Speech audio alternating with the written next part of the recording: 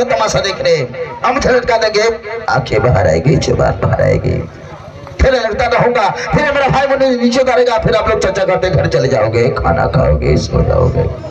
है ना मजाक की ना मुझे की, एक हमारे देश का तमाशा इसी खामोश से देखेंगे। कुछ नहीं कहना मुझे, कुछ नहीं। अंधेरे में रहने की आदत पड़ी है, गुलामी करने की आदत पड़ी है। पहले राजा महाराजाओं को गुलामी की, फिर गुरु जी कब्जा देता गद्दारों के। धर्म के नाम पे तुम लोग तुम्हें बकायदा तुम एक दूसरे के गले काटते हो, काटो। ऊपर वाला सोचता होगा मैंने खूबसूरत सी बनाई थी इंसान, नीचे तो घर तो सभी कीड़े बन गए कीड़े, क्योंकि एक मच्छर आदमी को हिला बना देता है। हाँ ये चीज था, ये चीज 12 बटर भाई। और हम चाहेंगे प्रियांशु जी, आपका सामान हो गया ना, इतना सामान दिए हैं आप लोग, सामान को रखते हुए ठंडा का समय है और इतना जो पब्लिक है, हम चाहेंगे कि पब्लिक को बांध कर रखिए। तो हो गया, जो भी लड़के मृदंगना डांस करने आई है तो वो डांस कराइए, ताकि पब्लिक जो है ना 2-4 गाना देखेगी, अगर अच्छा लगा पब्लिक